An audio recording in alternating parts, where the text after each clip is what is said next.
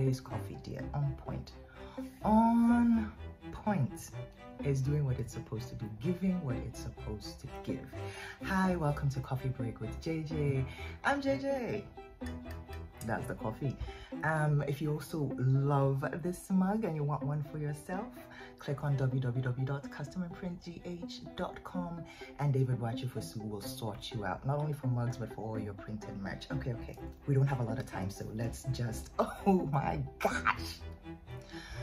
What is it about the royal family and all the drama that they generate? Really? Buckingham Palace? Okay. Yes, it's a huge tourism site and everybody wants to know about the monarchy and how they do their things. And of course with, you know, the whole Prince Charles, Princess Diana of Wales debacle, everybody's just like, ooh, what is going on over there? But these past 2 weeks have been incredible. Incredible.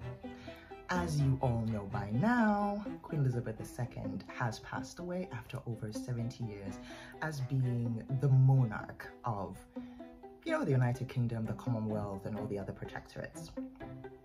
70 years of being the ruler, first of a bunch of colonized nations, now of a bunch of, now she's like the ceremonial figurehead of the Commonwealth, which is really just a club of post-colonized nations, as well as a couple of other colonies, you know, in the West Indies and the Caribbean as well. It's,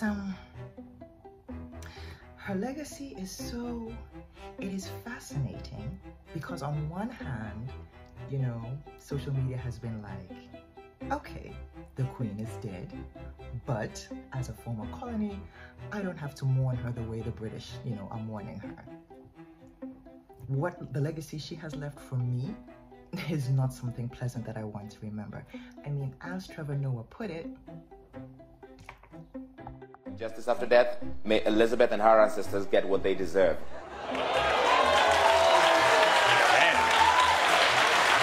May Elizabeth and her ancestors get what they deserve. You know what I love about that line is that you can't really get angry, because if you do, then it means that you acknowledge what she deserves is bad. May she get what she did. How dare you say that? Well, what does she deserve? I don't know. And I know some of these reactions seem extreme, but when you consider what the British Empire did, these reactions are actually pretty reasonable, right? You can't expect the oppressed to mourn the oppressor. And then, of course, on the other side, there is the, oh, she was a mother, she was a grandmother, she was a great-grandmother, and she was also, you know, the mother of corgis. So, yeah, we should mourn her like that. We should cry, and we should roll around, and we should, yeah. Queen Elizabeth, why? She was in her 90s. I mean, if this was a typical Ghanaian funeral, this would be a celebration of life, you know, because she's done it all. She's done it all, she's seen it all, she's been through it all, Charlie. Yeah. So it's been interesting, really. Particularly on social media, particularly on Twitter. And we can give all that thanks to Dr. Uju Anya and her very explosive tweets, which, let me quote it, it said, you know, she is not going to mourn the passing of a genocidal monarch. Now, apart from all the furore that tweet generated, it also generated a very healthy discussion on colonialism, neo-colonialism, the lingering legacy of colonialism which endures to this day, and how it has been very neatly whitewashed. Here's an excerpt of the interview that she did. The massacre of up to 3 million people in Nigeria in the 1960s, and there are people alive today who remember its impact. How can you forget a massacre? How can you be alive during the time of a bloody genocide, survive it, and forget? No. American professor Uju Anya was born in Nigeria, and her family survived a war that was sponsored by the British Empire. Queen Elizabeth II, before she died, never once openly acknowledged what her government did on her behalf, in her name, to prop up her crown and to pad her coffers and her royal treasury, and never once said sorry. Dr. Anya was born in 1976 in the aftermath of this war. So what I saw was kind of the bombed out buildings and the reconstruction projects, and of course the conversations around the dinner table. My mom was pregnant during this war and running from village to village to escape the massacre. And if you're passionate about history, TikTok, Twitter, those were the social media apps to follow. TikTok! So let's talk about the Queen's famous stolen jewels. Starting with the crown jewels, we expect to see these at Charles's coronation. That'll happen pretty soon. He'll hold the orb and scepter. So the orb represents Christian dominion over the world, the cross and then the globe. The scepter features the world's largest diamond. This is the first Cullinan diamond, also known as the Great Star of Africa. It was stolen from South Africa in 1905. The Azanian People's Organization recently made a statement about the first Cullinan. They said this diamond belongs to the black people of this country and to them alone. This is the Queen Mother's crown and contains the Kohinoor diamond from India right in the center. Now that the Queen's dead, the Kohinoor will go to Camilla. The British East India Company stole the Kohinoor from a 10-year-old king, Maharaja Duleep Singh, during the annexation of Punjab in the 1840s. Here's Queen Victoria wearing it on her cloak shortly after she stole it from a little boy. This is the imperial state crown and it will also be put on Charles's head. This diamond in the middle is the Cullinan II, also from South Africa. This ruby in the middle is known as the Black Prince's Ruby. It's believed to be from Afghanistan. This sapphire at the top is the St. Edward sapphire and is actually considered a holy relic by the royal family. It's believed to be from Sri Lanka. Then on the other side of that crown is this sapphire, known as the Stuart sapphire. This one is believed to have originated from Myanmar or present-day Kashmir. Here's a non-coronation crown that Camilla is likely to wear. It's the Burmese ruby crown, made from rubies from Myanmar. They were gifted. Also the Nizam of Hyderabad tiara. It's made from diamonds from the Golconda mines of India. What do you think should happen with these jewels in the modern age? And then I saw this video on Twitter as well from the concentration camps in Kenya. Are suing the UK government over colonial abuses and land theft. They're seeking a reported $200 billion. If you go to Kericho, they will tell you that the British never left. The status quo is not acceptable, it's not sustainable, and the resistance is moving in the right direction. British colonisers forced Talai and Kipsige's people off their land in Kericho County to make tea farms for white settlers between 1895 and 1963. More than 500,000 Kenyans suffered human rights violations, including killings, sexual violence and torture, as British forces stole their land. Kenya is one of the largest black tea exporters in the world, and to this day, multinational corporations like Lipton and Unilever continue to profit from the land. Those two companies did not immediately respond to an AJ Plus request for comment. They should precisely bear in mind as they enjoy that cup of tea, that cup of tea has a history of domination, colonialism, exploitation, and basically slave labor. When people have that kind of consciousness, they can call their companies to account. And then I saw this TikTok as well from a Palestinian who shared what British rule meant for his family.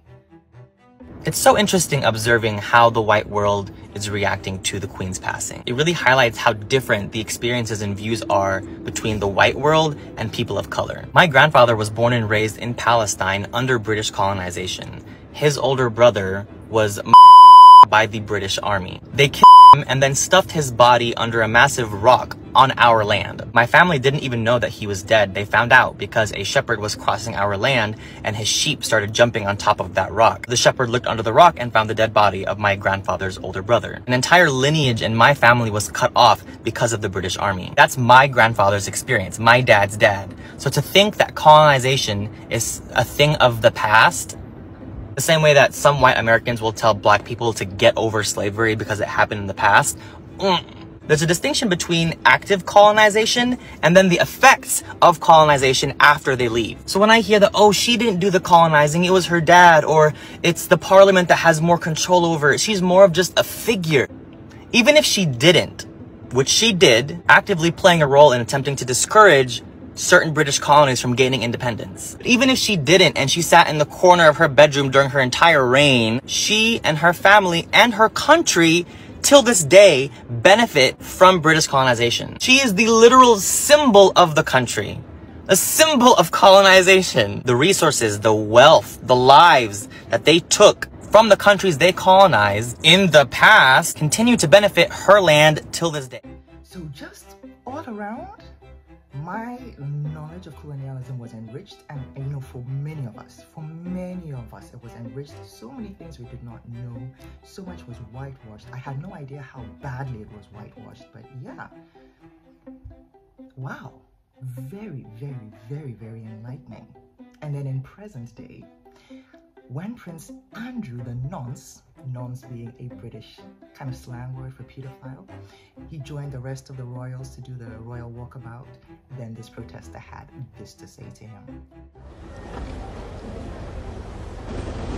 Andrew, you're a psychopath!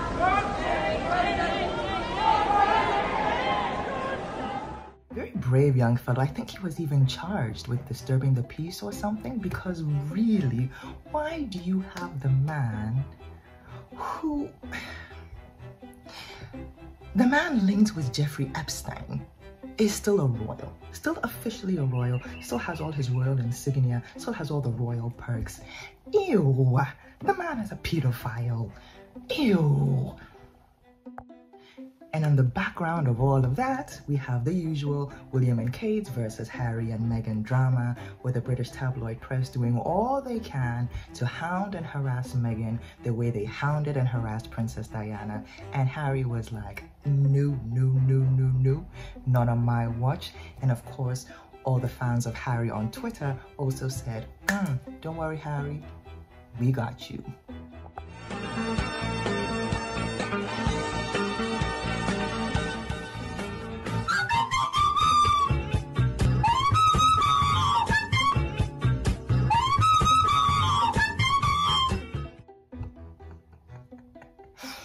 Why not Alvin and the Chipmunks? Oh, look, man, of all the things that Twitter is, Twitter's just a fucking app. It's a fucking app. Hey, you people don't have character.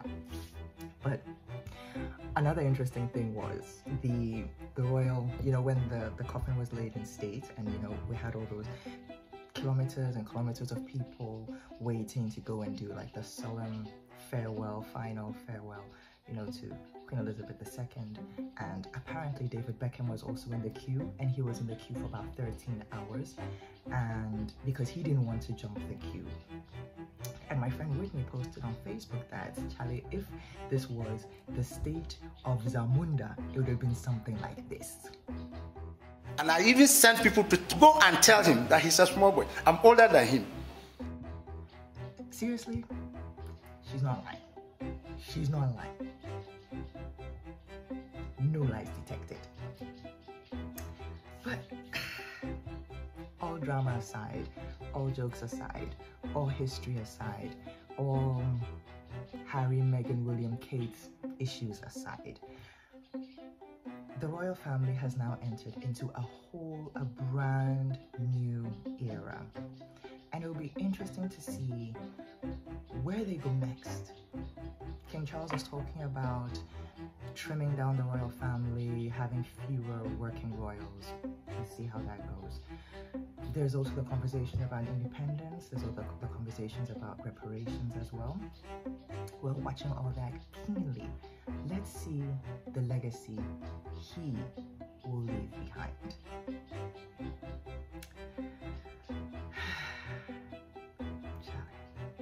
The Windsors, now led by King Tampon King. I meant to say King Charles. King Charles III.